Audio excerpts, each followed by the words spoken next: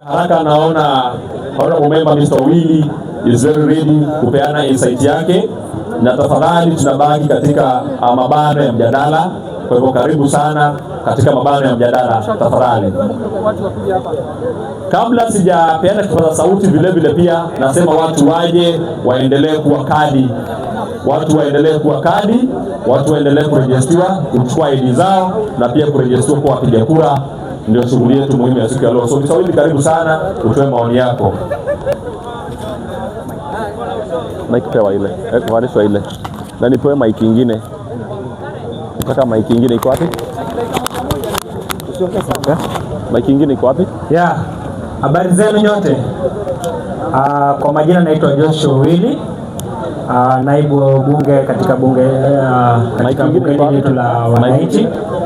Na mimi leo kitu ambacho ningependa kuongelelea ni kuhusu usajili wa wapigaji kura.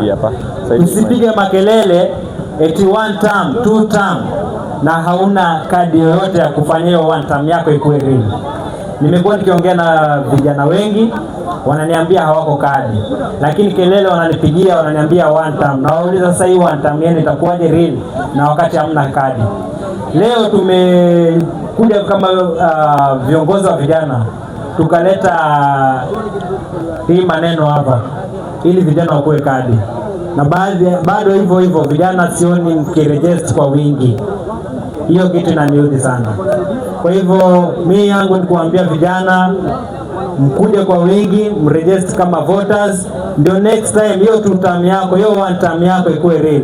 Na usione eti kwa sababu mimi ni Uhuru na support mtu fulani sasa uone tuwezi work pamoja. Hapana. Kwa hii mambo ya vijana wakuwe kadi ni tukue pamoja, tuhakikishe vijana wote wamekuwa kadi. Sawa. Asanteni sana. Honorable member, naomba tubaki kwa standing order ya mjadala, na tulikuwa tunajadili kwa nini vijana wengi wanakosa kuitikia wito wa kuja kuwa kadi. So nilikuwa nataka kufungua mjadala huu uwe wazi ili tujadiliane kwa nini vijana wengi, ama kwa nini tunapotia bidii sana kuita vijana wengi waje wachukue kadi, lakini bado vijana wengi wanakataa kuitikia huu wito. Changamoto ni nini? Changamoto hizo nitaka tujadili. So next speaker, wait tafadhali member, chukua muda.